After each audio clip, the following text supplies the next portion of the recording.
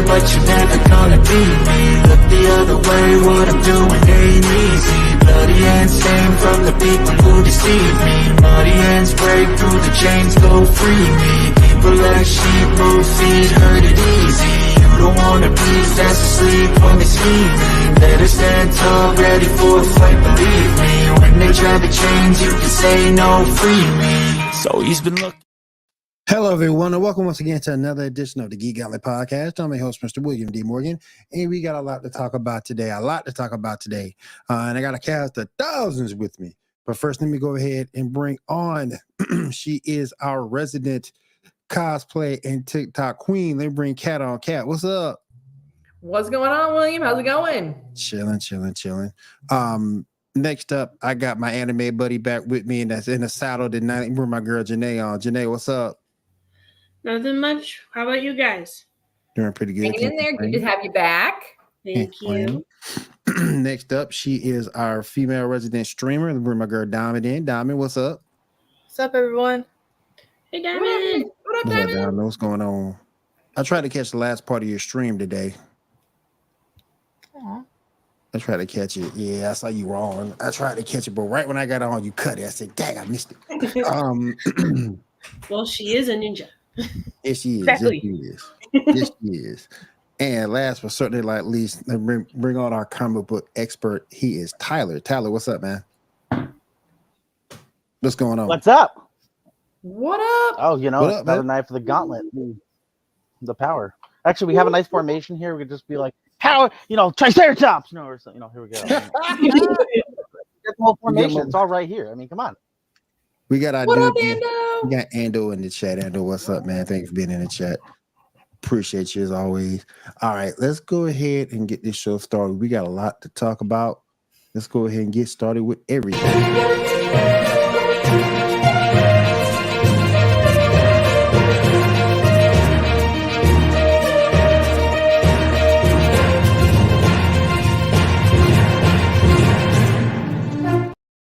I got a question.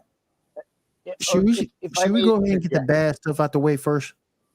Oh, I was gonna say, should we put spoiler just ahead because that's gonna happen tonight? I mean, I used to have that. I don't have it anymore, but it's all good. It's all good. Okay. It's what's expected from us anyway. So, Yeah, you no, know, that's fair. yeah. All right. So let's And go ahead in and get 1 started hour it'll with be the- after dark. You know what I mean? Yeah. Oh yeah. For sure. Let's go ahead and get the bad stuff out the way real quick. Let me see if I can find it here. He did put on a rundown. I thought he did. I could be wrong. Oh yeah. The worst news ever. Velma season 2 starting April 24th. See, this is what happens when fanboys hate watch. That's Y'all what I hate was- watch it. And That's see what I was just- telling Matt. yeah, just to see just how bad it was, so you could hate on Velma season 1. Y'all watched it so much they gave it a season 2. Yeah, I'm I still didn't trying to even figure- watch it, and I heard it's bad. No, I didn't watch it either. I was like, no. Like, I saw the Horrible. trailer and I'm like, no, this is trash. I'm not watching it. Yeah. And I stuck to my guns on that. Yeah, But same. I didn't obviously, watch too it. many other people were just like, oh, it's terrible. And everyone likes a train wreck. Two things I refuse to do: eat at Denny's and watch any of Velma. I mean, those are two interesting things to stand by, but I mean, I guess you don't want that grand slam. No, I don't. I really don't. Denny's got a bad rep, and Will don't want nothing to do with him. But Well, but it's like yeah, the Waffle House is okay. You really need Waffle House Denny's? is okay. now, Waffle. I don't think we need Denny's. I really don't think we do. Between IHOP, Huddle House, I don't think we need them. Waffle House, I don't think we need Denny's. I really don't think we do. That's my take of the night. But anyway, I'm shocked. Slogan, cancel Denny's. But I'm shocked that this got a season. We were all shocked they got season 1. Now you're doing another one? That's what hate watching does. Listen, So all you fanboys out there that like to hate watch, do me a favor. We need you to tune into the Geek Gauntlet and hate watch us some. Hate watch us. No, I'm gonna go to a convention now. Hate watch Okay. us. Yes.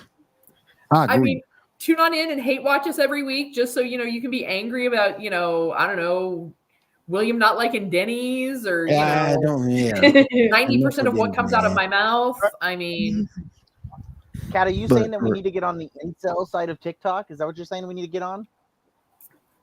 That's what I'm hearing. I We need to mean, get on the if we're incel not there side of already, TikTok. I mean, Yeah. If we're not there already, we might as well just go ahead and make the full blown transition. I mean, but regardless, haters are still engagement. I mean, there we yeah, go. true. But I'm so We'll disappointed. just start putting hashtag woke at the end of every podcast and it'll work. Hashtag woke. Doing this on the Geek Gauntlet It'll be the podcast Geek and that it Woke just Gauntlet. hashtag woke. Woke. So we have That'll woke happen later gauntlet when and we talk gauntlet about out there. X97. Like, Here's the thing. If we named ourselves the Woke Gauntlet, we'd be on Fox News in 3 weeks. I promise you that. Oh yeah, we would be. Cat's gonna go over. Out there. That's what's gonna be on Sean Hannity in 3 weeks. Cat going, ah! got Handy and goes, Oh man, I agree. let me Though. lock I this thing in really place. agree. There we go. I really There we agree. go. But think we could. I think I forgot who came up with that stupid take. I think someone said back in the. I gotta look it up. I saw it on TYT. I saw it on TYT like a year ago. Someone said Superman or Cap was woke or something like that, and got major press off of it. I got to find that. I got to find that video. I got to find it. And I definitely will repost it because that's crazy to me. That's crazy. But anyway, that's the bad news. Very bad news. But the good news, and yeah, it's weird to me because I never played the games, but I watched the first 2 episodes of Fallout today, and it was just super weird. Okay, it's because you haven't my played the game. gosh. Every time you turn around, there's a gun or a saw or somebody's leg getting cut off and putting on a metal foot, or you got to cut off my head so you don't have to carry me across the desert. You got That a cowboy. tracks. You got a cowboy with no nose out there just killing folk. I mean, bruh, it's just weird. Just getting ready for the wasteland. Damn. So here's the thing. The reason it's weird to you is because you haven't played the games. No, I haven't. Mm-mm. Yeah. If you played I the don't even think games, that. It's this weird is in general. all like part of the lore. Mm-hmm. It's not even so I've only touched the games, and that's barely. I don't consider myself played because I've played less than 3 hours worth of gaming in Fallout. That's the whole point. It's the concept. It's supposed to be odd. It's supposed to be this weird, goofy Western. It's supposed to be this grotesque wasteland. It's supposed to be this weird, futuristic version from the 50s idea mentality. Like, Well, so with that, it's an alternate universe. It's an alternate reality. Based off- Where yeah. basically like the microprocessor never came to be. Mhm. So we all got stuck in like that 1950s mentality Right. because we never were able to progress. Yep. And we did. so like if you've played the game, like a lot of the things you're seeing in the game, in the show, track to the game. It's But just if you've super never weird. played the games, then I could definitely see how it wouldn't make sense to you. Yeah, it's just Well, super weird. I'm going to say this show was made in the idea that you don't need to know the games. And I think they do relatively Right. decent Like job. it's still enjoyable. Like you don't have to like have played the game to get all the references. Well, it's not based But- off of any exact vault either. None of this. None of the Yeah. none of the ones that we've encountered in the games. But Correct. with that being said, though, things like bottle caps being currency. Yeah.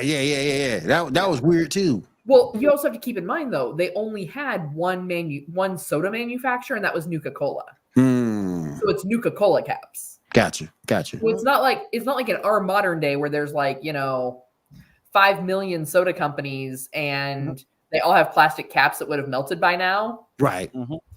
This is Some man still sure like is. like Some man think sure is. They Coca-Cola got all this. plastic. They got Well, all this so-called futuristic tech, but it don't look like they've tied into space exploration yet. Like I said, the concept that they were going for here is what they thought in the 50s what the future would look like, and it's that retro 50s future vibe.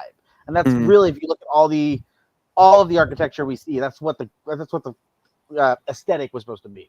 Notice that, yeah.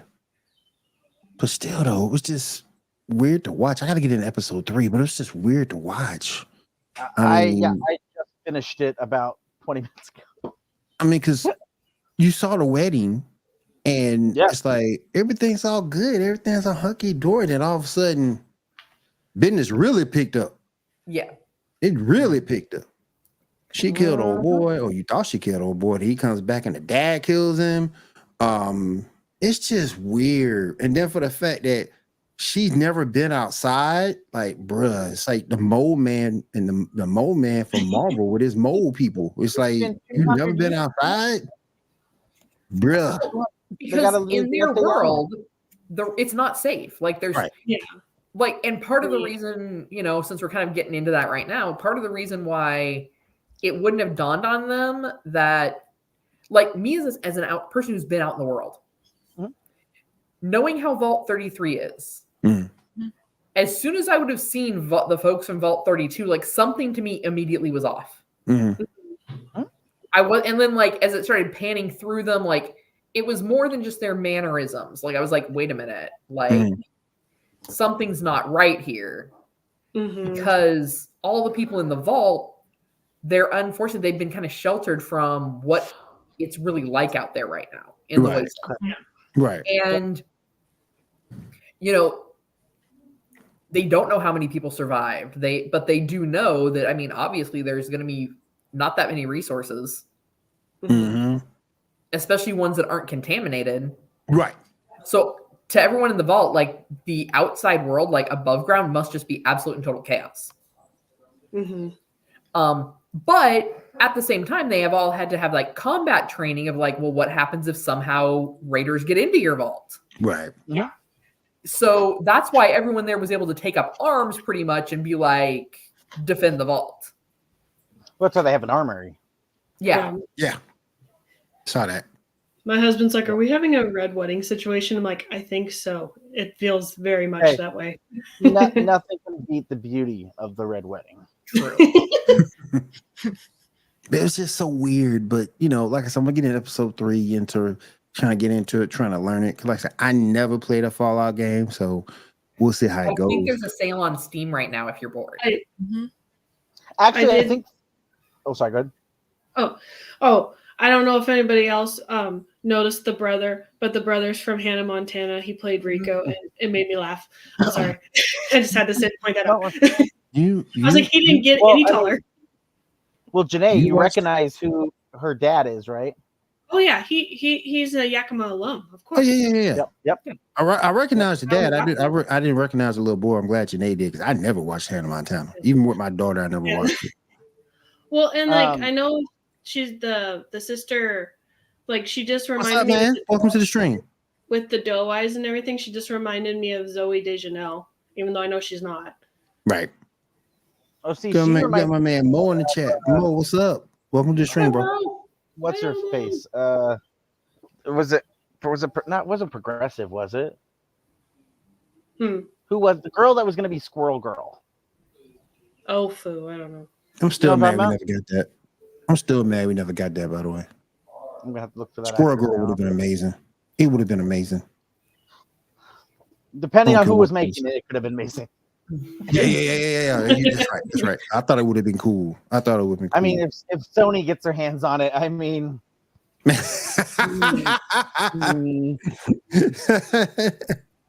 And then she got bit by a squirrel. all the powers of the squirrel. Watch Sony write this down. Like, write this down, quick.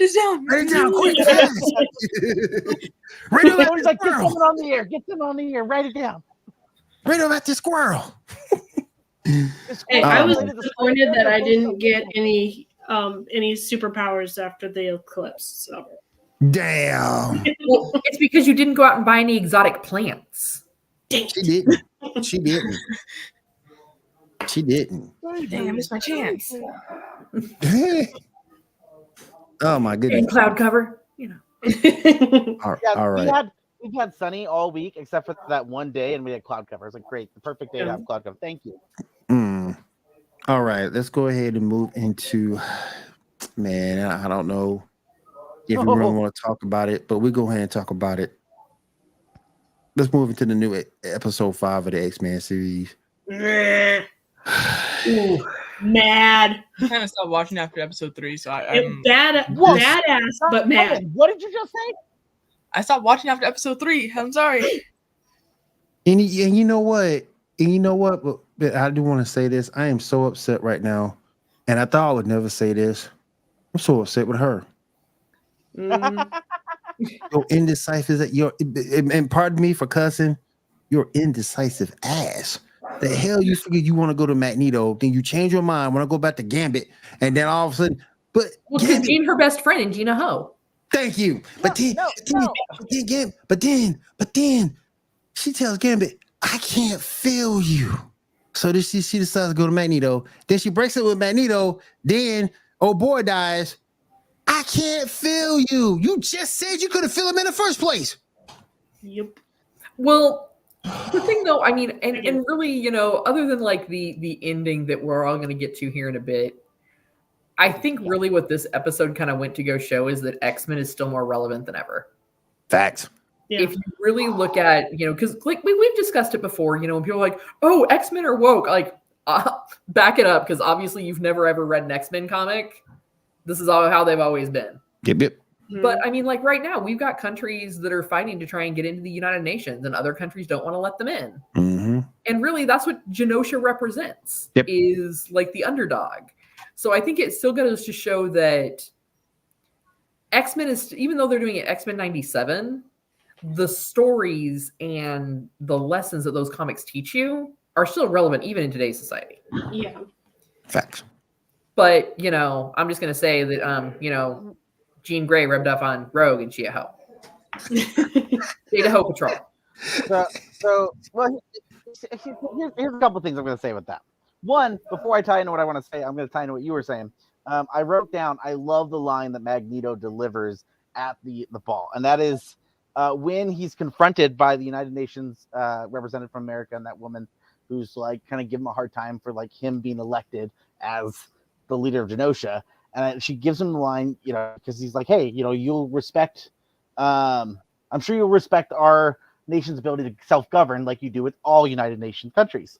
And she goes, sure, but most other nations don't allow terrorists to be their leader. And he delivers right away, yet so many allow their leaders to be terrorists. I'm like, oh, like right back at you. Oh, Yep. That's some writing right there.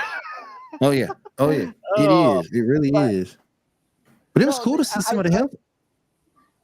I was about to say, it was cool to see some of the Hellfire Club members though. Yeah. That was cool. No, I can understand why it feels like Rogue is appearing kind of hoish here.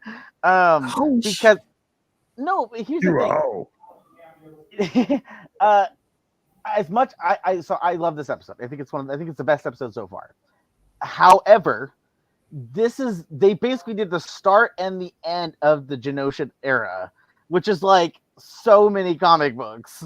They're like, hey, let's take a stretch of like probably 50 so comics and just shove them into this 28-minute long episode. And like in those 50 stretched out comics, yeah, there is the storyline of Rogue going over to Magneto for a bit, and then there's her coming back to camp. So like it seems bad because it's wish-washy because it's in the moment, but it is supposed to be essentially a very long term, like it's over a long span of time. And so it's just like, it comes off badly in that moment. But it's like, and because of Magneto having the ability to just be able to do whatever the fuck he wants to do with magnetism, apparently, it gives him the ability to be able to touch Rogue. And so, yeah, Rogue makes that connection because, like, this dude took her in. This dude is clearly, she has daddy issues. So this is, you know, that daddy issue for her. And 3, she can touch him. So it checks all the boxes where Gambit's just like the bad boy that she hasn't been able to touch. Yeah. and now she gets neither. This is true. Yeah, I mean, at least she can still for touch, if they're dead. She can touch them all that she wants. They're dead now. Well, yeah. Well, no, can we also get to the other elephant in the room? Yeah, right there. No, the other elephant in the room with this episode is Jean calling out Scott. Yes. I'm like, hold up, girl. Like, you've been juggling him and Wolverine for decades. Yep. Well, and you're gonna be upset because at least like Mr. Sinister like slaps Wolverine. him that at least looks like you. Yeah, she gets Wolverine, but then like the episode when she came back, she's like, you really feel this way about me, Logan? Yes. Where were you? He's been wanting you forever. So Scott just about went full fascist in that moment. Like, it's crazy. Scott was just like, yeah, I should kill all you humans because all of you suck. What the hell? I was like, oh, let me get the popcorn. I was like, I thought I watched Dune last week for the fascism. I didn't know I was watching it this week too. I didn't know when the twink was going to become the fascist. That's all over again.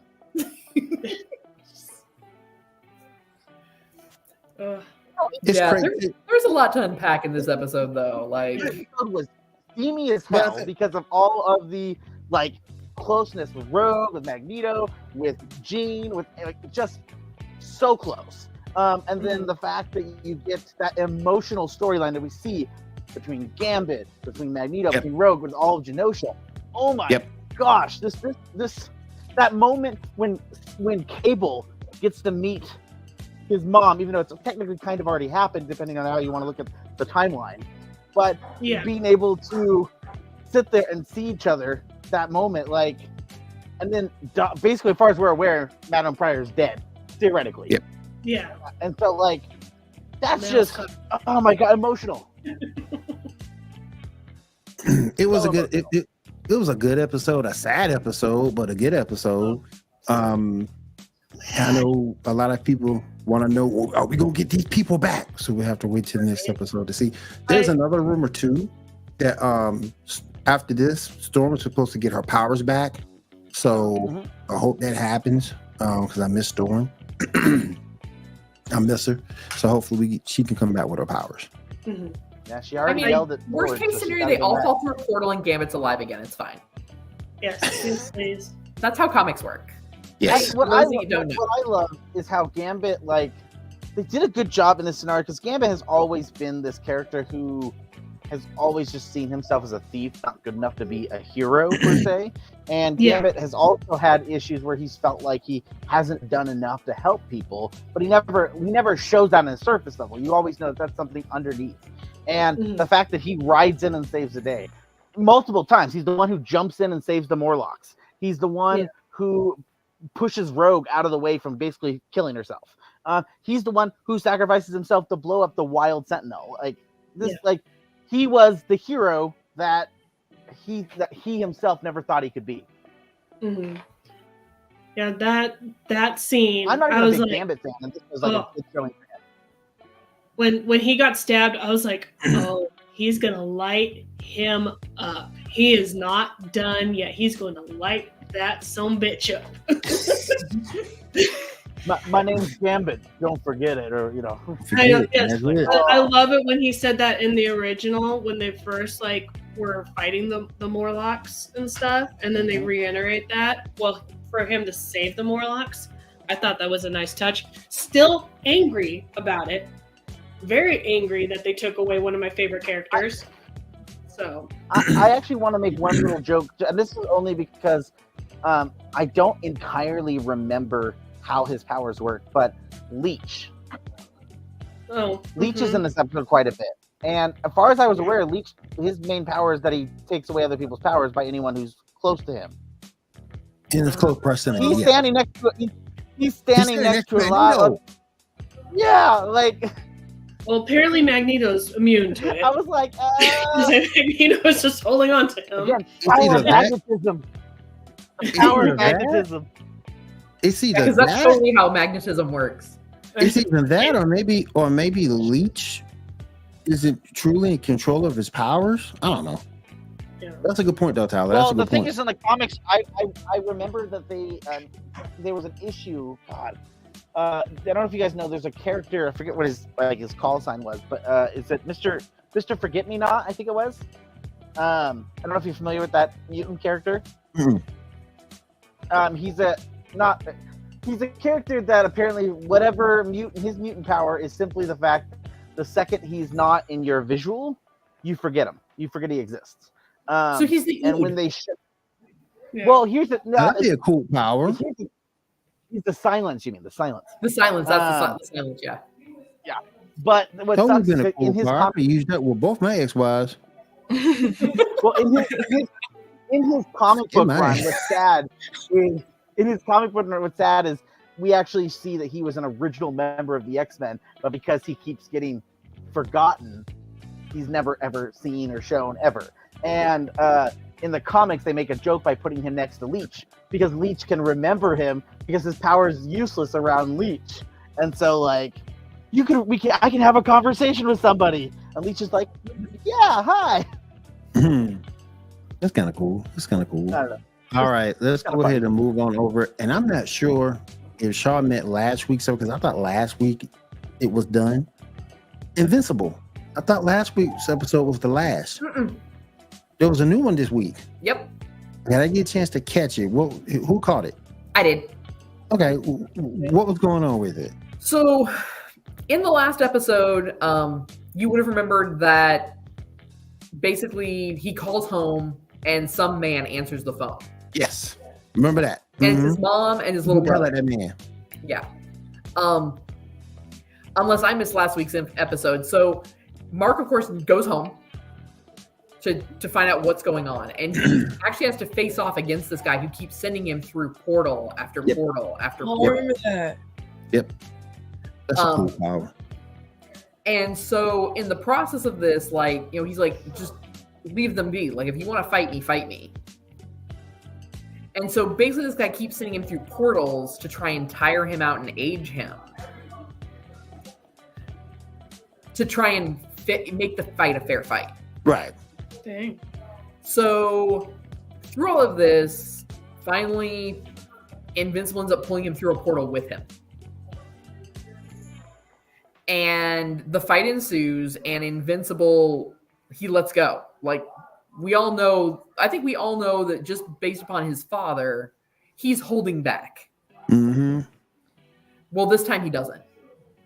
And it's kind of that moment where he has to accept that he's done something that he didn't think he was capable of. Now, the other problem with this is that means, therefore, he is stuck in whatever time he's now fallen into, whatever universe. Right. He is found by the Guardians, a much older version of the Guardians, who now have, like, time travel and portal travel, et cetera, and they send him back to his time. Yep. Mm-hmm. Where he's kind of, like, struggling with what he's done, for starters. He's struggling with the fact that he, like, am I just like my dad? Like, you know, I've just done this terrible thing. Mm-hmm. You also get to see Alan and Omni-Man are both now in a Viltrumite prison. Yep. Because he meant to get caught. Yeah.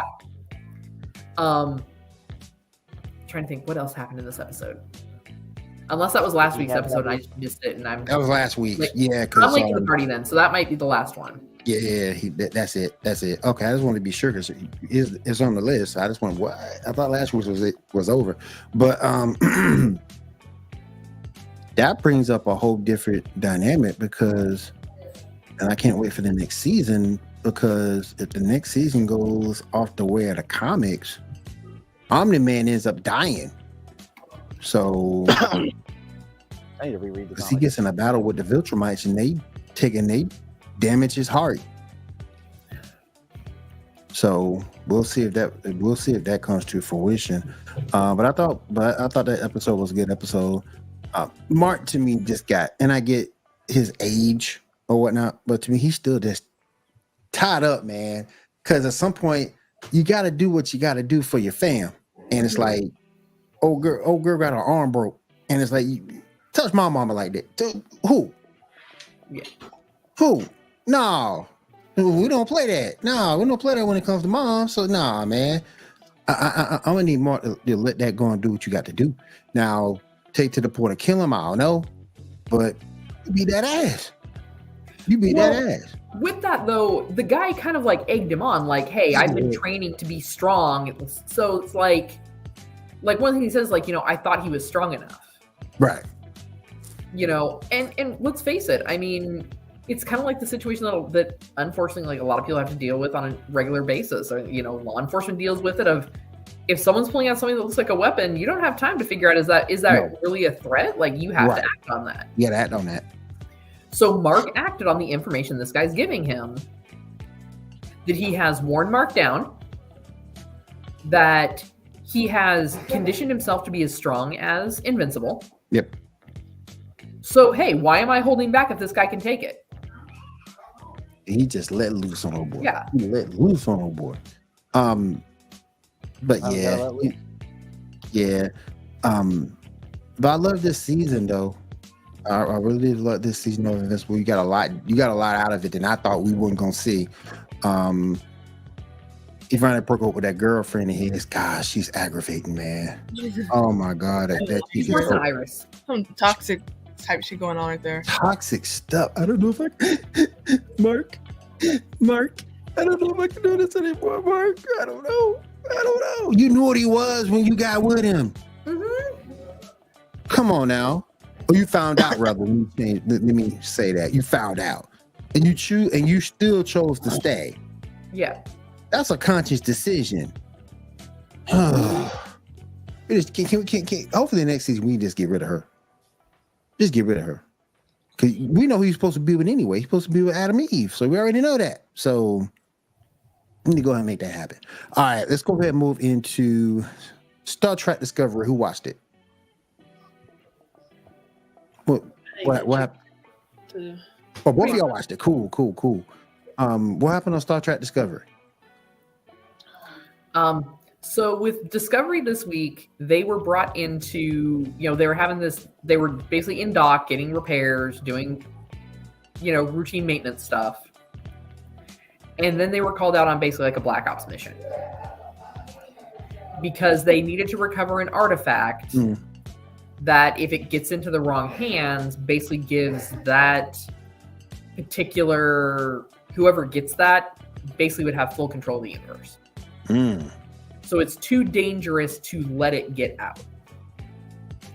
And it's on a Romulan vessel that has been floating in this area of space that is not really well explored, and it's in a debris field, if I remember correctly.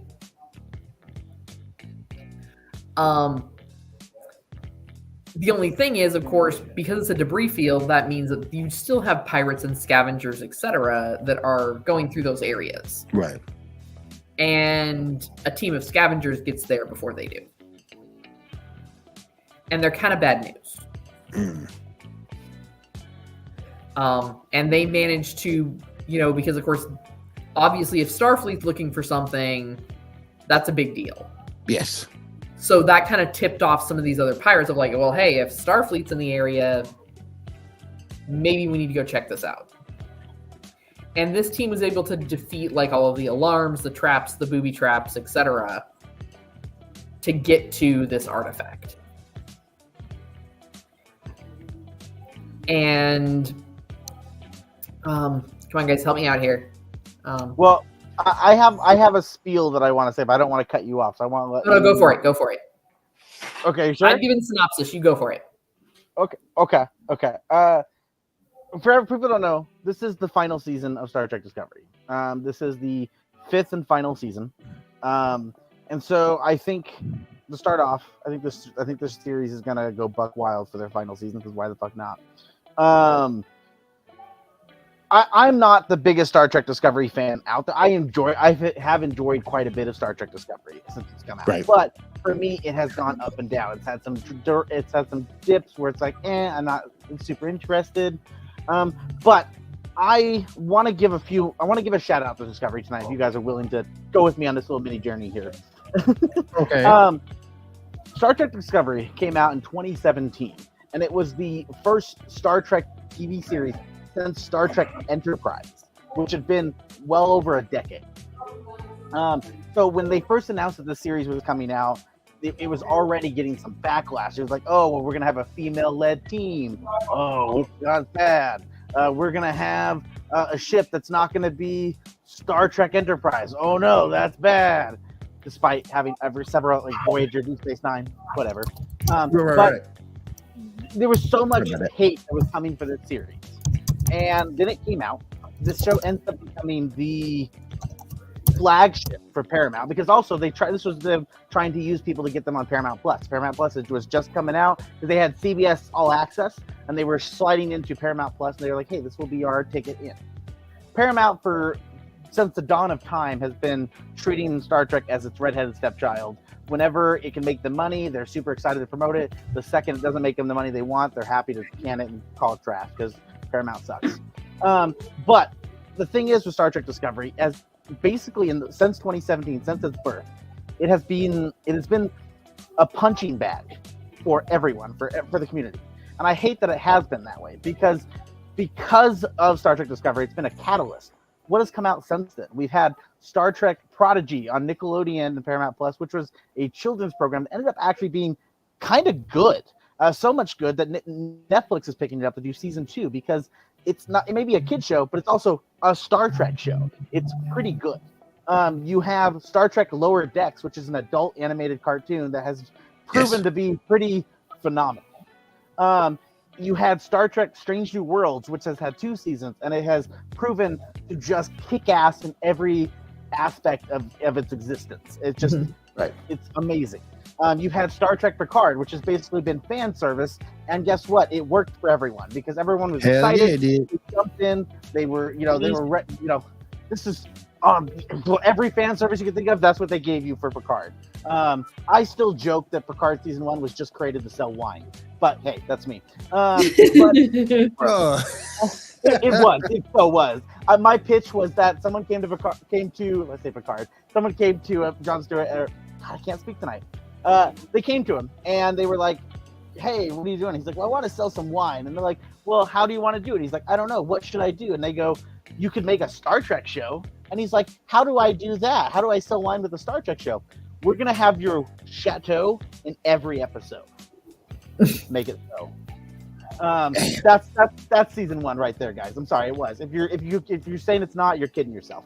But also, we're getting later next year the Star Trek Section 31 film that has also spin off from the Discovery show. There is also been this push for the Star Trek Legacy show, which hasn't really made it into development yet, but there's scripts written. People are really itching for it. It's a spin-off coming from Picard. And then right now in development, they are working on Starfleet Academy, which I think is going to come out next year. So there has been a plethora of Star Trek. Like, Paramount has become the Star Trek Central because of this explosion of Star Trek geek fandom.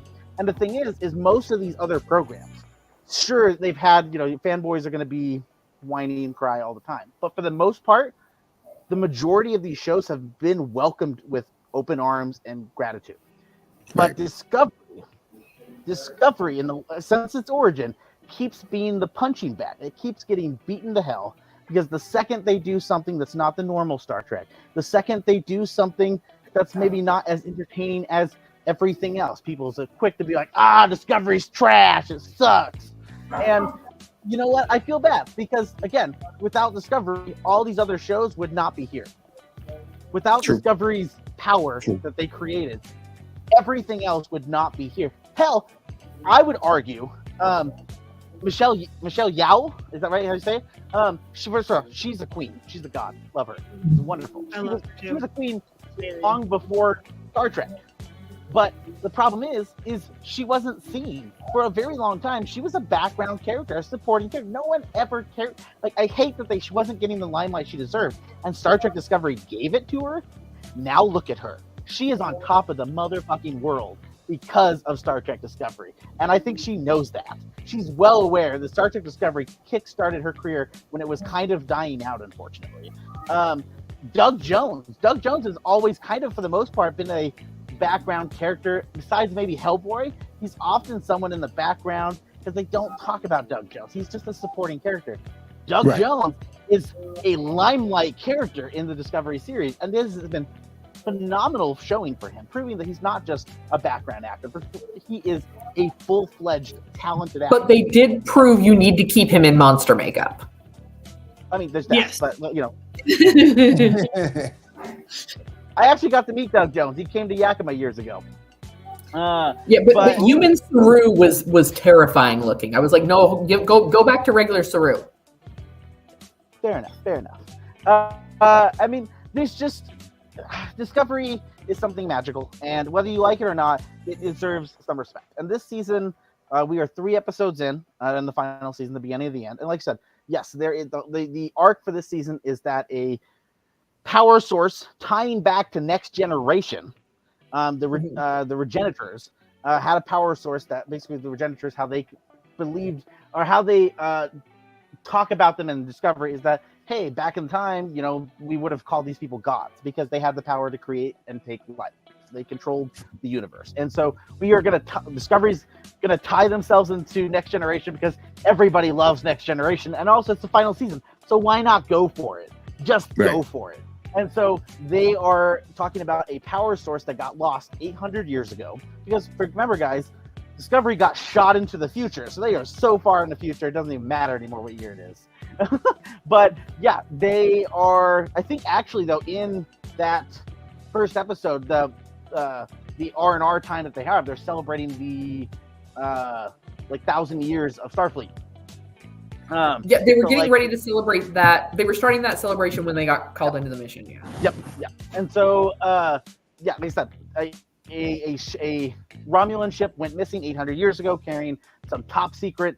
Who knows what is it? But they have to go find it. So they are launched into this mission. They go up against some raiders who are going after places. I will say, I was so excited to see the return of what's his face? Is it I forget. Why am I? His name, Callum. Let me see here. Callum Keith Rennie, who's playing Captain Rayner. Okay. I don't know. First off, he's been an actor for a while, and he's done plenty of wonderful projects. My first introduction to him was in Battlestar Galactica when he was one of the Cylons. This guy belongs in sci-fi. He belongs in a spaceship in space in a cool, dramatic, action-packed sci-fi. This is an amazing actor, guys. And the fact that I got to see him come back, and it looks like he's going to be a main character this whole season. I am in love with that. Like, this is a great actor to be doing that too. Like, I don't know if anyone watched Battlestar Galactica when they did all that stuff back then. Great actor. But he's gonna join the team. We're gonna see this team try to again go after this power source. It looks like it's gonna be a scavenger hunt this season because the power source has been hidden because they don't want to leave one power source in a place where someone can easily find it. They know that power source is so incredibly powerful that anyone finds it could again control the universe essentially. So it is a key of clues spread out all over the cosmos, and this is their lovely scavenger hunt as they try to track down this key to the code to the universe. And I think this is going to be a ride unlike any other. The fact that they've tied it into Next Gen makes me really thinking that there's going to be some kind of cool cameo of some kind. What that looks like, I don't know, but I would not be surprised to see some form of like hologram or some form of like something that ties back to one of the Next Gen characters. Either way, this is going to be a buck wild season. I think it's a season people should give it a go. If you haven't watched Discovery, jump in. You don't really need to know that much about anything if you haven't watched any of the last 4 seasons. Jump into season 5 and give it a try. See if you like it. If you love it, then you can go back and watch the rest of the series. It's a show that's worth watching. It's a show that, yes, has ups and downs. It's a show that's been a punching bag, but it's a show that has inspired so many other Star Trek shows. It's a show that Paramount really should be kissing its feet, because Paramount, again, treats Star Trek like a redheaded stepchild, and they shove it under the stairs whenever it's not making them the money they think it needs to be making. And really, you guys got to go love it. Go love some Star Trek. If you like good sci-fi, if you like some fun stuff, go watch it. It's a lot of fun. So that is my spiel. Thank you for this TED Talk of Star Trek. Yes. TED Talk. Yes. And sticking on the Star Wars news, Star Wars Strange New Worlds got renewed, but Lower Decks to end with season 5. Star Trek Strange New Worlds? Star Trek? Yeah, you said Star Wars. I'm sorry, Star Trek Strange New World. Forgive me. That got renewed. Like, what did he say? Hold on. Hold on. Cancel. Cancel culture. We're starting the hate watch. Cancel culture. Please forgive me, folks. Please forgive me, folks. We're already grabbing. How dare he say that? They already get the pitchforks ready to go at me. I need a bodyguard when I go to work tomorrow. I got this. I'm gonna type this. Star Trek Strange New Worlds renewed, but Lower Decks to end with season 5. What else we got here? Ernie Hudson and talks to play Lucius Fox in the Batman 2. That won't be a bad casting. Be bad. Movie. According to Daniel RPK, Ultraman is indeed the main villain of James Gunn's Superman movie. That's interesting. I like that. I mean, I still don't have high hopes for it, but we'll see how it plays out. I think we only saw Ultraman twice in DC animated. Yeah, because you only saw him in the newest one. Crisis on Infinite Earth, and then you saw him last time in a previous movie. So you've only seen him twice in DC animated and never in a movie. Yeah. So we'll see how that works. James Gunn can make Scooby-Doo a cult classic at this point. I'm not sure there's much James Gunn can't do. Yeah, but I like anime. I like anime being in there. I like that a lot. We got a first look at Cap. I think it's his. Hold on. Bam. Gotta jump over to Rogue again. Rogue real quick. Captain America first look reveals new cap suit and Harrison Ford's Thunderbolt walks. I think this is a lie. I think this is Photoshop. I know this has been leaked, but Marvel has been known to leak things that are not real. I think this is fake because the photo doesn't look entirely all there, just because of how they're standing and how they're facing each other looks off-putting. And then also the fact that I still am holding strong. I don't think we're actually going to see Harrison Ford's face. I think we're only going to see Red Hulk. I truly don't think we're going to see Harrison Ford at all. I think we're going to see Red Hulk. And so I've seen this picture online. I don't believe it. I think Marvel is leaking this the same way that they leaked that Funko Pop of Hulk busting out of the Hulkbuster armor that never happened in the movie. Oh, never released. They've been known to do that. They do leak images that never actually happen. I think that's what this is. Because that image, when you look at how they're facing each other, does not look at them. They don't actually look like they're looking at each other. This looks like Photoshop from other scenes or other moments. I mean, I don't know. That haircut's pretty bad. For which one? No. I'm not saying it's not a real picture. I'm just saying is how Anthony Mackie is standing there. It doesn't look like he's actually looking at Harrison Ford, and Harrison Ford doesn't actually look like he's looking at Anthony Mackie. If you look at how their stances, that's true. It looks like it's photoshopped in, and I would not put Marvel past it to leak something like this just to make us think like, oh, this is what we're gonna see, and this is not even a real scene in the movie. Or that's Harrison Ford, but actually, what we're going to see is when he's standing there in as Red Hulk. It'd be interesting. Okay, we got a lot of people getting upset about this. I mean, you don't get mad at me. Julia Gardner will reportedly play an alternate version of the Silver Surfer, taking on the role of Shayla Bat, who was first introduced as Norman Rad's lover in Silver Surfer #1. This potentially confirms the fan theory that Marvel's new Fantastic Four movie is set in an alternate universe of the MCU. Wouldn't be surprised because it would be somebody like Reed Richards to build. I mean, he's built machines to travel across the multiverse. So why not have this whole story be about them and their own universe, and the ending of the movie be them stepping through the gate because maybe their universe is having an incursion event and it's closing, and they have to step through the machine and they enter our universe. Or heck, they step through the machine and they run into Deadpool and he brings them into our universe. Whatever you want to do. I mean, like straight up, if they want to do that, they could. They easily could set this in another universe and have the movie end with them, the cutscene is them sliding into ours. Facts. All right. Let me see if I can find this. Batman versus Spawn animation, picture number 7. There we go. That's cool. I'm pretty cool. Yeah, the Batman Spawn comic book was pretty fun. Yeah. Yeah. I mean, you've got 2 creatures of the dark, just one has no problem killing. Yeah. Yeah. And it ain't Well, Batman. I'm saying depending on what version of Batman. I mean, Yeah. I mean, I wish sometimes, in a movie like this, I think Thomas Wayne Batman would be a little bit better, but that's just me. Yeah. I want to know who's voicing Spawn. Ooh. Keith David Yeah. has to be him. Yeah, as I was saying, Keith David, bring him back. Yeah. All right. So we've already talked about the terribleness of Velma season 2. So I'm gonna skip that. Janae, what anime news you got for us? I just finished. Hold on, make sure I'm saying the right title.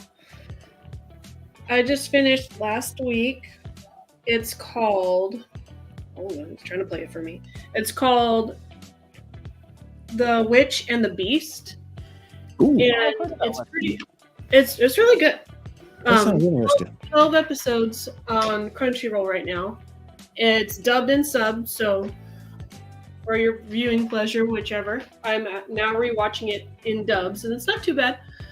But it's what's going on is there's these 2 people that are traveling around the different countries and stuff, trying to get witches and capture them and bring them back to this magical division, because these witches are descendants of like 4 or 5 like original witches, and most of the time the witches themselves are causing chaos and mayhem and stuff like that, and they're trying to capture them to keep the rest of the people safe. And one of the main guys is a mage, I think that's what they're calling him. And so he can use magic and things like that, but it's quote for good. And then this other person is a girl that's been cursed by a witch, and is very mad because the girl body is not her/their original form. And so the beginning sequence is like there's only 2 ways to break a witch's curse. One's true love's kiss, and the other is to make a bad witch turn good. Well, in this show, there's actually a 3rd way to, quote, lift the curse, and that's a kiss from a witch. But it only lasts What you look like? Yeah. So the girl, You know, ugly witch. the girl kisses a witch, and they carry around this giant ass coffin thing. Wait a minute. So- Hold on. Whoa. Back up. Let me stop you real quick. Yeah. A girl kisses the witch? Yeah, the girl that travels with the mage kisses the witch because she's cursed by the witch. Okay. And so her curse drops, she faints, and her real body, which is more like this monster man thing, busts out, and it's like the witch's natural enemy, and it's this big ass monster guy, and then he basically beats up the witch to capture them. And so they're going throughout different parts of the country because they're trying to find the witch that whatever. It's so weird. It's kind of like like weirdness. Yeah.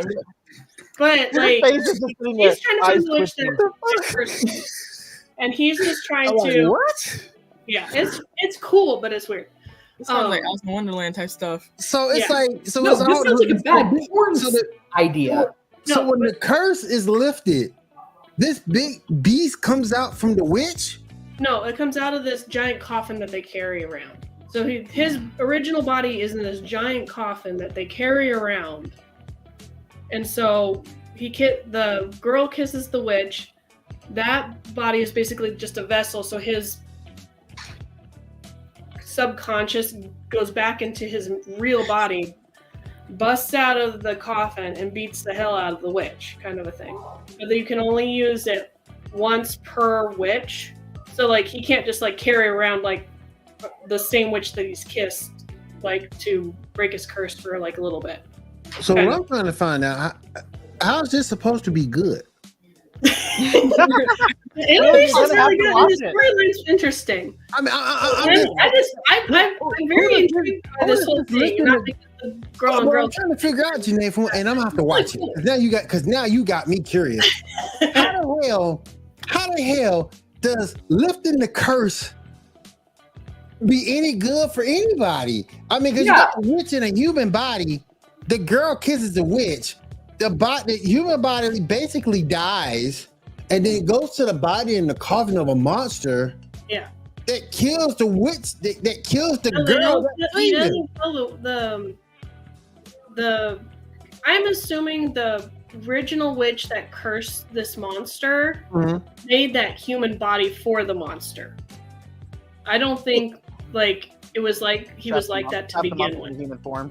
What's the name of this movie again? This anime again? It's called The Witch and the Beast.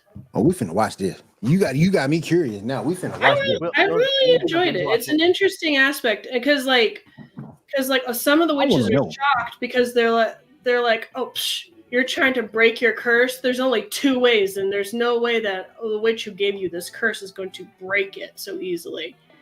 And they're like, oh, so you must not know that there's a third way. And it's like, kind of a thing. But it's not like... I got to see what this monster... I got to see what this monster look like. And I'm kind of like, I'm thinking to myself here, like, if I'm a monster and I get cursed into a human body, I'm just going to run around shooting people. Like, in his human body form, he's kind of strong, and his body's like not completely like he gets hurt and stuff, but he can keep going, kind of a thing. But like the mage will have to heal him and stuff. But he wants to be back in his original body. He's mad that he let a witch get close to him to get cursed like that.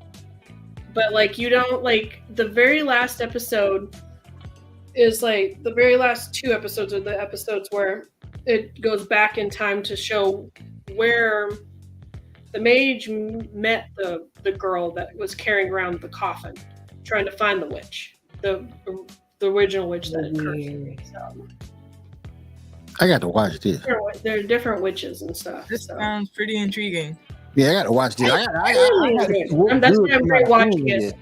Because normally in anime, you got a road to redemption in the story. And it's like, I gotta find out what the road to redemption is in this. Well, I think it's just so that you can get girls kissing girls in anime. Right. It's not in a sexual way. It's kind of like Ranma, where he gets hit by the water, and he just doesn't want to be doused by, cold water to turn into a girl. And so he tries to find warm water to be a man again. It's kind of like that. It's just like there's no, that kind of thing at all. What? You guys have never heard of Ranma One Half? It's a good anime. Yeah. It's really good. It's really good. It's a good manga anime. It's old school, yeah, but I wouldn't say you brought it up. I have all the manga. Oh my gosh. I've seen the anime. I was like, the anime does not do the manga justice, but the manga is so freaking long. It's like, I think I have 30 books. I think it is. It's ridiculous. That's all. What else you got, Janae? Because I got a question for you. That's the one that I'm watching. That it's a newer one that I watch right now, and then another one that kind of reminded me of some D&D stuff, just like Delicious in Dungeon, but this one's different. It's called The Unwanted Undead Adventurer. And this adventurer is trying to become the most ultimate adventurer, but he's trying his hardest, but it's not a good job. So he was in the dungeon, just trying to level up, and he comes across a dragon. There's not supposed to be a dragon in this dungeon, this very first level that he's just roaming around in, and he dies. But then he wakes up and he's a skeleton, and he's like, what the heck? And so he's throughout this series, only on episode 12, he's trying to revert back to being human, and so he's becoming an adventurer and stuff like that, and teaching like other people. But like, it just reminds me of like D&D and like different people trying to level up and be their better selves and stuff. So it's pretty interesting so far. But there's some fan service in that one. I mean, in D&D, you're not always trying to be your better self. Yeah, sure. Yeah. That's true. That's true. It's always about the work crimes you do along the way. Exactly. Right? Yep. All right, my question for you, my question for you, Janae, is this. Okay. And feel free for the rest of you guys to chime in. I'm on TikTok a lot, and big fan of King Lion. You know what I'm talking about, Tyler. And something came across to him that he brought up on a video. Someone told him that the closest anime to perfection would be One Piece. And I'm not trying to knock old boy's hustle. If that's your opinion, that's your opinion. You're entitled to it. The question I want to ask you, Janae, if you had to pick an anime that's close to perfection, which would you choose? Well, not One Piece. I know what Tyler said. I know what Tyler said. He hit me up in the comments when they did video on this. I know what Tyler said. I didn't say mine was perfect, because what's perfect, right? I just said I'm not saying perfect. I'm just saying perfect. Well, I just watched a while back, and it's a podcast with the Anime Man and his friends, and they were talking about Mao, which is my anime list, and like everybody's top, like that has always been on Mao has been Full Metal Alchemist. Brotherhood has been always the top, and like what was it that knocked it down? I can't remember which one knocked it down, but they knocked it down for a while, and we're like, whoa. But like, I go back to watching Full Metal Alchemist Brotherhood more, but I don't know if that's because of nostalgia, but it's way better than the original Full Metal Alchemist. But perfection? The closest to it. There's no anime that's perfect, because all anime has its issues regardless. But the closest that you can think of, mine is Yu Yu Hakusho. I think, Tyler, you said SAO when you commented on my TikTok.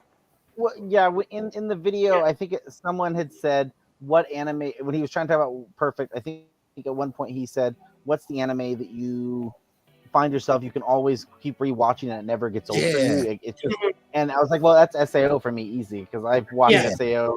Season 1 SAO for me, I've probably rewatched like 10 or 15 times in the last decade. Hell no, first of all. Second of all,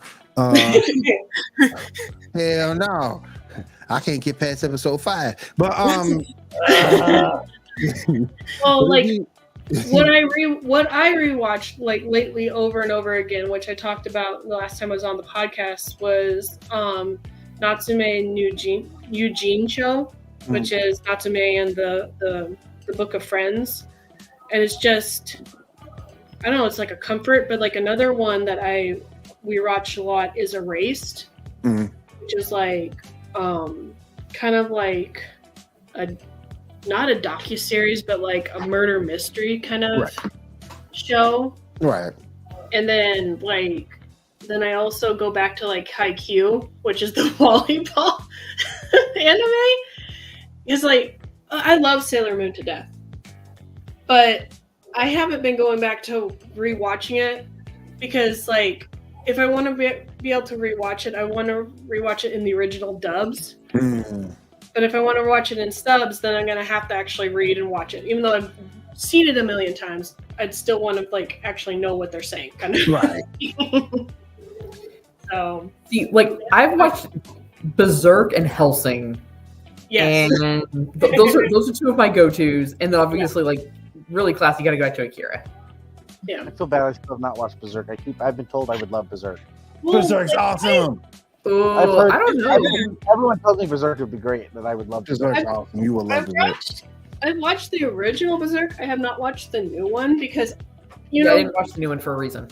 Yeah. But I don't like the 3D animation style, and so it's really hard. Like, because some of the anime that I like, me fangirling on J-pop stuff, but right. To know Prince Sama was really good, except the last season when they started doing 3D crap when they were doing the dancing and the singing scenes. It's like, oh no. For me, like I say, yeah, if I got to pick two, Yeah, if I got to pick two, it's Yu Yu Hakusho and Cowboy Bebop. Mm-hmm. Cowboy Bebop, yeah. If I got to pick two, that would be my I've two loved go-to. Sword Art, Witchblade, Claymore. Oh, Claymore's I love Claymore too. Claymore's underrated. See, I got into Claymore, and I was told because I loved Claymore that I would like Berserk. Then they didn't watch the original; they watched the new one. Mhm. Because I love Claymore. Berserk is awesome. Berserk is awesome now. I love Berserk. I think my perfect one would probably, or sort of perfect, would be like Evangelion. Yeah. It was like multiple parts. Like, I feel on that. I feel on that. See, that's when I have a hard time recommending to people because it's so weird. Because it's like, how do you tell people, hey, you should watch this anime? What's it about? You should just watch it. Just watch it. And giant angels.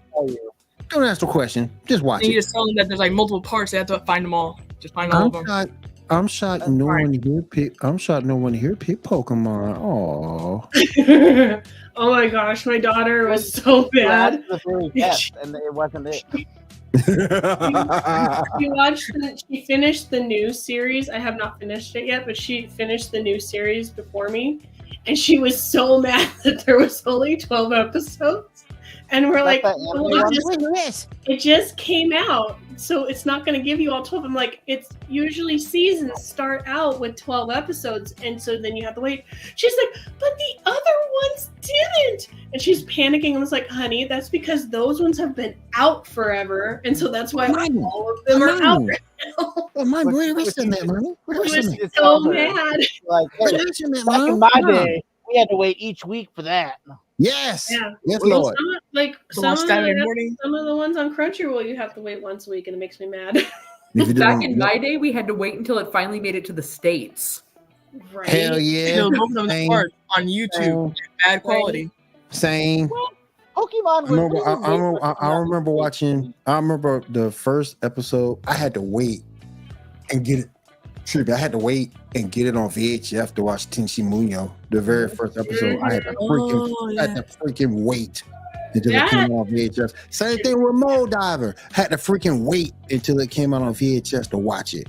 I said, look at this. KO Beast too, even though I hated KO Beast. But yeah, it's crazy. Anything else for us, Janae? I'm trying. Let me look at my watch list. Make sure I didn't miss anything. I was like, I had some anime stuff for you if you don't have any more.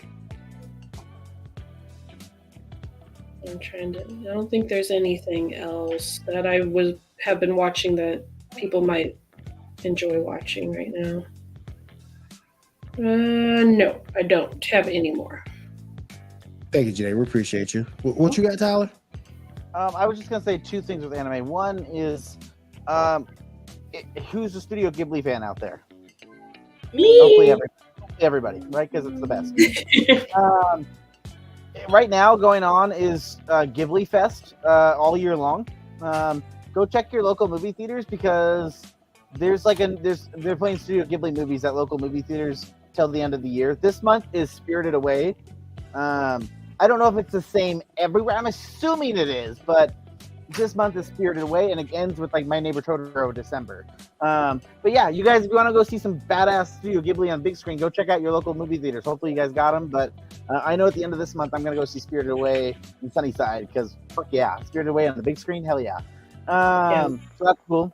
The only one I've seen on the big screen was Princess Mononoke. Oh, but that's gonna be on the big screen again too. It was and it was amazing. It was like the first movie that my brother and I saw together without our parents. They just dropped us off, and we just watched it because they're like, we're not going to watch this because this is anime and you guys are weirdos. Dang. It was so cool. I think in Hey, May, Mom. I think May is Nausicaa and the Valley of the Wind. I think September, I think, is Howl's Moving Castle. Nice. I think October is Kiki's Delivery Service. So like, go get your Ghibli on, right? The other anime stuff I was gonna say, I don't know if anyone watched on Hulu, but the first episode of Go Go Loser Rangers came out on Hulu. It is an anime. I don't know if anyone's heard of it. I've heard of it. I haven't watched it because I've been watching Sandland. It's not dubbed yet. It's only in subtitles, so grab deal with it. It's I don't know. It has potential. It has potential. I don't know how much you guys want to. Do you want me to tell you a little about it, or do you want me to wait to watch it? I don't know. Go ahead. Okay. So far, the premise, it looks like this. It looks like, I think it says, oh God, now I feel bad. I should have wrote it down. I feel like it says like 50 years ago, but maybe, maybe it was 30 years ago. Whatever it was, some time ago, monsters, looks like they came to Earth to attack. The local Sentai team, the Sentai Dragon Force, basically killed the monsters and they won. However, there seems to be a weird bargain was made. The henchmen of the monsters didn't die. It seems like they're slightly immortal. They can't really die, but also the henchmen are kind of henchmeny, where they're not all intelligent. And well, I mean, that's kind of what they try to show them as. But basically, every Sunday for the last 30 years, the monster army will send a monster down with the henchmen to fight the Sentai force in the stadium. The Sentai force will fight the monster and they always win. It's a little insane, but basically the idea is the Sentai heroes that everyone is rooting for, who thinks that they're protecting humanity, they're all a sham because they have it set up that they will always beat the monster because they're only actually fighting the henchmen. And the henchmen have made the agreement that they won't be destroyed by the Super Sentai as long as they continue to show up every Sunday to fight the Sentai. It's recorded. It's like a TV show people can watch. People come to the stadium and people come to the stadium and root them their favorite. Like, yeah, Sentai Red's gonna kill this guy. Yeah, it's really weird. But in the show, we see one of the henchmen is kind of tired of it, kind of tired of losing. He's tired of getting their asses beat to them, and it looks like he's going to maybe try to change the status quo. He wants the world to see that the superheroes that everyone knows is a fraud and a joke, and he wants to take them down. So we'll see if it's any good. It very much is like, if you've watched Super Sentai, if you watch Power Rangers, the idea of every Sunday, the idea of their costumes. Yeah, it's funny, it's lame, it's cheesy, it's corny. It's entertaining. So I mean, it's only episode 1 so far. We'll see if it gets any better, or it's already good so far. We'll just see how it continues the goodness. So go watch it. It's on Hulu, guys. If you want to give it a try, if you're a fan of Power Rangers and you're a fan of anime, it's fun. All right. Appreciate that, Tyler. Appreciate that, Janae. All right, let's move over to our video game news, and then we'll come back to Tyler for our comic book stuff, and then we'll get on out. Diamond, what video game news you got for us tonight? So, Katsuhiro Harada, the creator of Tekken, posted on X that he retweeted a post from X, someone saying that please add Waffle House to Tekken 8. Oh yeah, I heard that. Just like, I'll be down for that. Put it as a placeholder or something. And they're like, well, tell me all the origins and everything for Waffle House. I'm like, you don't want to know about the origins of this. How people start fights there. Just start throwing fries and everything. Like use the chair. We're like, chair, give him a chair. Also, oh no, he's got wife beater mode. Dun dun dun dun dun. Like, oh, start hitting with the weird stance of like the 70s, not 70s, the 20s music of like rolling your arms up and doing put them up. Yeah, basically. Like as soon as you do that, I'm not fighting you. And there needs to be, if you're gonna have Waffle House as one of the sets, you need to have somebody just continuing to eat like it's just Tuesday in the background. You need like a waiter just like walking back and forth. Yeah, the waiter's just like trying to move around them as the fight happening. It's normal. Just like, yeah, that's fine. It's casually fine. Like, oh, if that's the case, I want McDonald's in there also. Hell yeah! One in the background saying your ice cream machine broke. I want someone to take fry baskets and be like, final move. Burn. It's been fried. Just a ice cream machine. Also, ass kicked. Yes. Also, The Witcher 4 is not Witcher 3 in new clothes, devs say. It says it aims to break new ground and stand apart from the games that came before it. So it's Witcher 4, Miley's boyfriend returns? Basically. Witcher it's like, 4, the next generation. Sell it. Next generation. They're going to get the Witcher a race car. And he's going to be like, yeah! Okay, and Saber Interactive CEO says Knights of the Old Republic remake is going is alive and well. Making an elusive project announced in 2021, the long-awaited remake has changed hands multiple times, seemingly stopped development and restarting again, and after 6 years of development has yet to manifest. But it says that the CEO is saying that the project is alive and well, but you change hands so many times, so it's like I don't think it's thriving now. You got some code for it. I mean, I guess that's a plus. Like, I just hope it doesn't get the Duke Nukem Forever treatment. Oh yeah. Being in development hell for like 10 years and it just comes out as a crappy game. But yeah, that's all I got so far. All right, cool. Thank you for that. Appreciate that. All right, Tyler, you got a few things you want to go over. Go right ahead. Yeah, we can get some comic book stuff out of the way. Always fun. So, as I've been talking about, last time with comics, one of the big events been going on is the Fall of X. We are finally getting ready to come to a close on that. As we saw in X-Men 97, we got to see the start, the rise, and the fall of the Genoshan era. Well, what's been going on in the comics lately has been the Krakoan era, which is where they get a second island and they fuck it up. What happens? It's not X-Men unless you get happy because you're like, I get my own nation, we're happy, let's fuck it up. Okay. Anytime the X-Men are happy, you know something's around the corner to fuck it up. But all that says, cherish your happiness because at any moment it can be taken away. There you go. That's what it's all that is what it's about. Cherish your happiness because at any time it can be taken away. Whatever your happiness is, cherish it when you got it. Because it can be taken away. And the X-Men are a perfect example of that. Okay. I mean, unless you're Jean Grey, then you can die and keep coming back. Yeah, unless you're Jean. Yeah.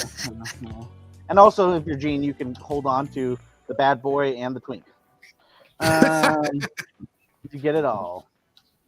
But because of this Krakoan era ending, it's going to this summer explode into so many new storylines with the ouch, too soon. No. Way too soon, sir. There's going to be a bunch of different comic storylines, and so we have a couple images I sent. Let me see which ones I to pull up first here. So we got. Let's go ahead and bring up that first one that has the X-Men, the three different X. This one, yes. So this is going to be the three kind of main titles that are going to be going. We're going to have X-Men, which is going to have Scott is going to be leading a charge in Alaska for mutant rights. He's going to be leading his own team. We're going to have on the left side here, Uncanny X-Men. Rogue is going to be leading a team, and they're going to be in NY, kind of defending the rights of mutants and defending humanity, despite humanity being a bunch of douchebags. We're going to have on the right-hand side here, we're going to have Kitty. We're going to have her kind of not wanting to lead a team, but because she has taken on the responsibility of these misfits, she's going to lead this team in Chicago. And these will be the 3 prime teams. The next one should have a picture of issue 1 of X-Men, which shows the new kind of style Scott, which is similar to this image. But if you want to go to the next image of that, kind of cool. It's an interesting dynamic there. You got a pretty interesting team to start off X-Men there. Plus, that dynamic is definitely looking like they're trying to make Scott look a little younger, trying to make him look a little. I don't know what they're trying to go for, but I guess maybe cooler in quotation marks there. The next image shows the Uncanny X-Men team a little closer. That kind of shows off their little interesting team. That's going to be more classical stuff that people will definitely know and love. Should be fun. The next image should be, so there's going to be a couple spin-offs. This is going to be one of them. I don't know how many issues, but NYX, Miss Marvel is going to be leading her own team in, looks like, New York. So that could be interesting. I'm guessing just a bunch of Teenage Mutant people that are just going to go do some shit. It's interesting seeing X-23 there, knowing that she's been aged in the comics. So I don't know if she's going to be de-aged back to teen. I don't know. We'll see. We have the X-Force going on next. This looks like a just over the top team that could be interesting. They look kind of cool though. It's very going for the red theme. I'm surprised it's not called X-Red, but that's going to be going. We have the next slide with the Phoenix. Cool. This is going to be another side storyline. I'm not sure where it's going to go, but Jean is going to be, since she's not going to be in Alaska doing her shit, she's going to be doing her own thing for a bit. So we'll see kind of where that trails off to. I know I have the next slide of the X-35. So X-35, just to give you guys an idea, this is X-Men 35 coming out here soon. This will be the 700th issue of the Uncanny X-Men universe. Think about 700 issues since the start of Uncanny X-Men. That's crazy. And so this is the 35th X-Men of this line, but it's the 700th issue since the dawn as they started the Uncanny X-Men. So this will be kind of a celebration issue. I believe it's coming out in May or June, somewhere around the time frame. But I bet you you're going to see a lot of cool cameos to classic X-Men. I bet you're going to see a lot of cool paying homage to a lot of the classical storylines. So this would be an issue that I think everyone should be excited to go read. And then the last issue just kind of goes over a little more of what we were talking about at the bottom. There's some other pictures, X-Factor, Storm, Wolverine. They also are going to get their own little side storylines. But it's gonna be an explosive new thing. So the X-Men are just gonna be something new now. So prepare for a whole new start. Prepare for this. They're going a whole new direction of what the X-Men need to be. And I think that's something. If you're a fan of the X-Men, well, guess what? You're gonna have crack for the next couple of years. I mean, really, that's what it is. The only other comic book news, I didn't send an image for it, but if you guys are Spawn fans, Spawn has recently blown up into a bunch of different side comic books going on. I'm only reading one of them because there's too many of them that I'm not going to. But I actually got super excited. I picked up Rat City. Rat City Volume 1. If you are a fan of the 90s 2099 era style art, this is kind of a really cool, because it straight up looks like something that was written in the 90s with that 2099 vibe. This is the art in there is dope. We picked it up this week. Yeah, the new character is being introduced. He is a character that's 100 years into the future. So it's a whole new storyline, the whole new Spawn. So we're gonna get some cool shit. I will say it's also pretty popular because we might gotta make sure we gotta end the night with saying we're woke, right? Because this is actually the first female written Spawn comic ever in the Spawn history. That's cool. And yeah, she has written stuff in Marvel. She wrote, I think she was the person who created, I don't know if you know, Hollow's Eve character that was created this last year. She created that character. She's done some other writing for Marvel. She's been a very good, so far her stuff's been very well, people are liking her stuff. So the fact that she gets to write for Spawn and she's the first female writer ever in Spawn, that's pretty incredible. It's something that Spawn's been now. We're coming up on almost 30 years of Spawn, and there's never been a female writer for Spawn. So it's pretty interesting to kind of see that, and I'm here for it. I think it's good. Rat City also is dope as shit. go pick it up, go check it out, and go get your Spawn on. You know what I'm saying? All right, thank you, Tyler. We appreciate that. One thing I did want to get out of the way before we got a couple things I'm going to get out of here before we get out of the way. Teenage Mutant Ninja Turtle movie pick number 8. That could be cool. Yay. Yeah. Now I know the big the issue with this one is people are concerned this is gonna be a rated R. And knowing the story of The Last Ronin, you couldn't do that as a PG-13 story. You couldn't. You really couldn't. You're right about that. You really couldn't. Only rated R would do it justice. Also, Madam Web and Andor both released on Blu-ray April 30th. Oh yay! I'm so excited. Let me just go get my card and go buy this movie. I'm so excited. Don't do that to Madam Web. I mean, if I wanted to go watch that character be in Tied Up, I'll just go watch 50 Shades of Grey. I mean, Dave Bautista will voice a villain, and singer-songwriter Eric Nam will voice Aang in the first of 3 planned animated Avatar: The Last Airbender movies. They're currently referred to as Aang: The Last Airbender. All right. Okay with that. And last but not least, we will finish up. The Matrix 5 is moving forward with a new writer at the helm, with the Wachowski sisters neither writing nor directing the installment. Okay. Yeah. I think they said though that they've read the script and that they said that they liked it. I think they gave their blessing, from what I understood. Okay, cool. Do we really need? We don't need a Matrix 5 now. Okay, here's the thing. If we want to shit talk this, all I'm going to jokingly say is, did we need 11, 12 Fast and Furious movies? We didn't. But you know what? Never watched any of them, so I'm good. And I will say right now, I feel like this is kind of like Final Destination. Right. No, Final Destination's bad. Never seen those either. Another one. Did you not see The Matrix Refunded? I mean, Reloaded. I fell asleep. It wasn't that bad. It really wasn't. I love the meta take that they did on it. That whole idea of we're going back to the Matrix. That whole meta vibe on the whole concept was making me laugh the whole time. And also, it may not be the best Matrix movie in this because it's not. But that trailer where it's playing Jefferson Airplane's White Rabbit. That trailer slaps. It kicks ass hard. but I'm just back to Alice in Wonderland, which is back in the first movie Tied. It's so good.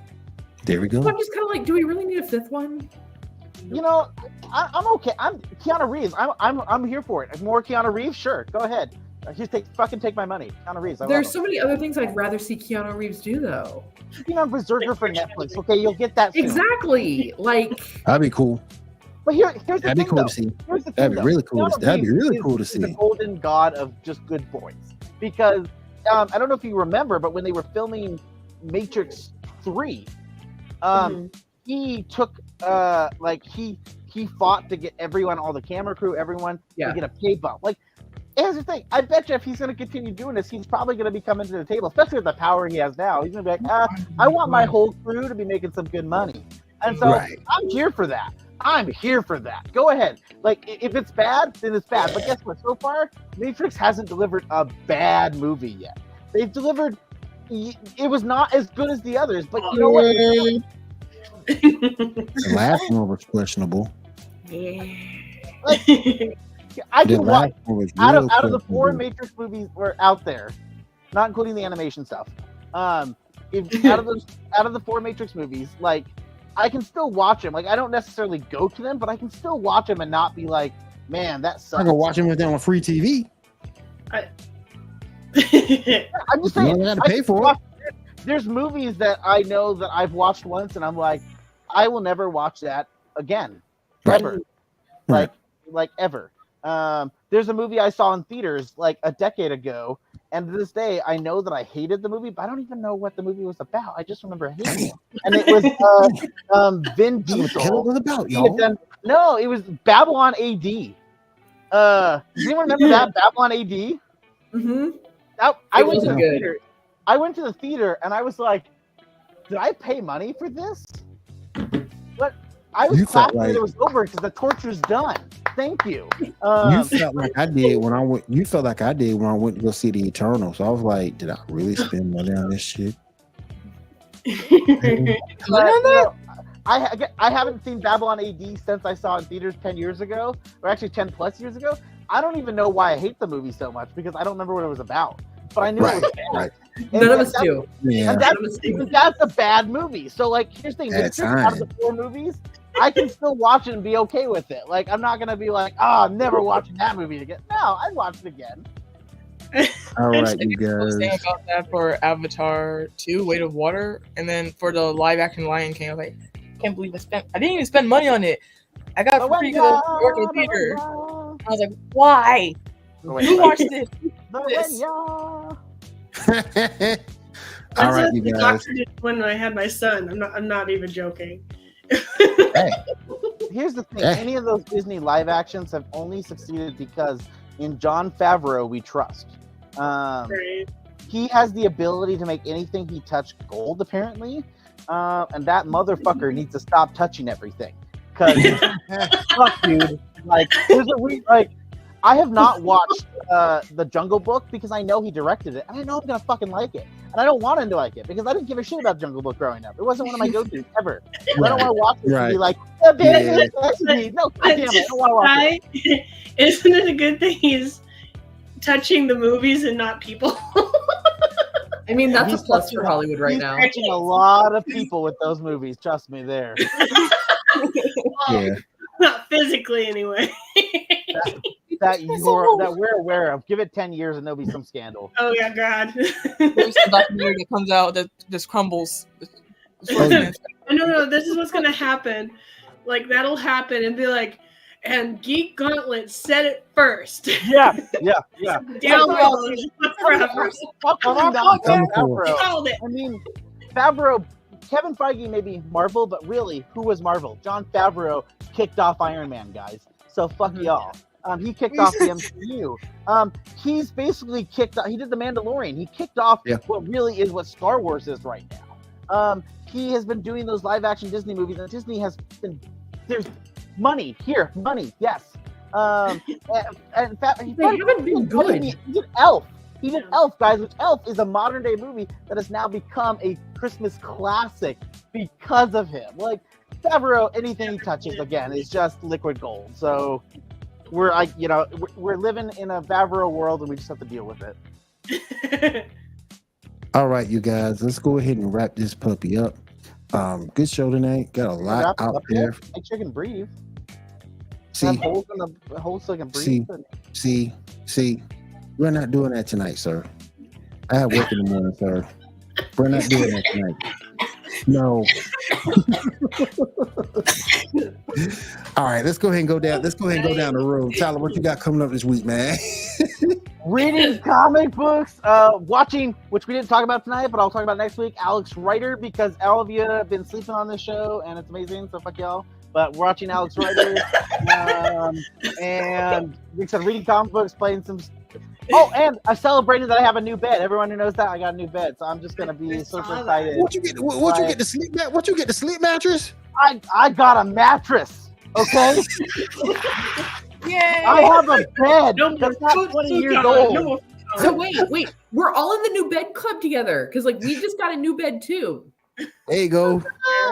There you go. Y'all new bed buddies. Hey, we can build forts. Let's there you go. Build bed forts and get a lot of watch horror movies. We're all good. Yes. Yeah, love it. All right. Diamond, what you got going on this week? I'm planning on streaming the rest of Assassin's Creed 3 and a few other games. I just don't know which ones yet. Cool. All right, chat. Well, over at Geek News Now, we have got a bunch of articles that have come out this last week, which you can check out at geeknewsnow.net.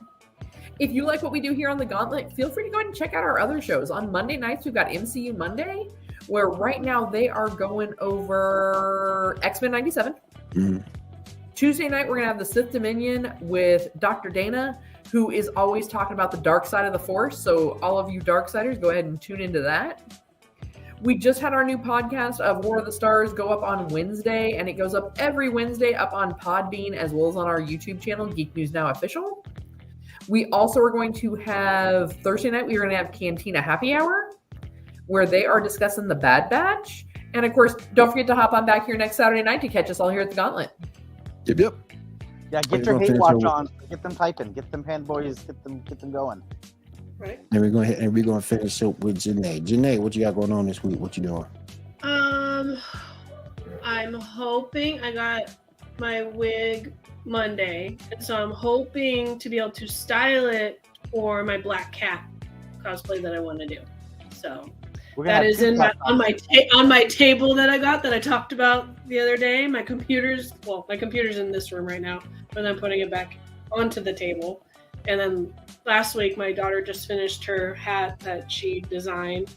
So that's my table's been taken over by everything else but what I want to do. That it was originally intended for, but I'm slowly doing stuff. Now when you get that cosplay together, you gotta come on the show when you get that cosplay together.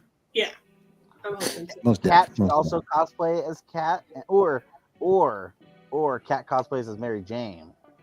No, see, we were gonna do the cosplay. It was gonna be Black Cat, and what was the other one? Jackpot. Oh, no, but Janae's just telling me this, so I have to track down a wig. It's that week.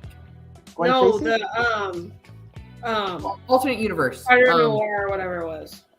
Black Spider or whatever. Yeah. Oh, the one that I showed you guys? Yes. Yeah, I'll find her. I'll send it to you again. I think it's like I'm Night technically Spider. doing that, but I'm styling it for both ones, so I can do Black Cat or that one. So I think it's Night Spider. Night Spider, yes. Night Spider Marvel. Yep.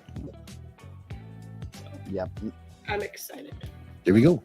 All right, you guys. I want to say thank you to everybody who joined us tonight. We do appreciate you for joining us. And we'll be back here next week, same bat time, same bat channel. For myself and all the crew, we'll see you again next week. Have a good week. Have a safe week. And take care. Later, guys. Stay away from radiation.